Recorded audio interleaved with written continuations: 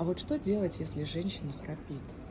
Если и женщина храпит, и мужчина храпит, прежде всего необходимо обратиться к сомнологу для того, чтобы пройти диагностику сна.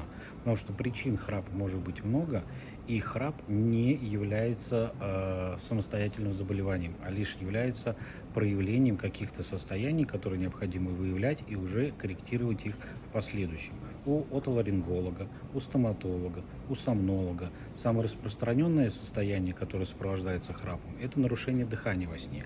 Апноэ сна, так называемая, когда остановок дыхания бывает 400, Да, 500, вот это 600 раз, страшно. когда человек просто может спокойненько умереть во сне, не просыпаясь, соответственно, или вызывают инсульты, инфаркты в ночное время. Прежде чем начать, соответственно, какие-то решения или лечение этих состояний, необходимо обследоваться у сомнолога, после чего выявление проблемы уже будет по рекомендациям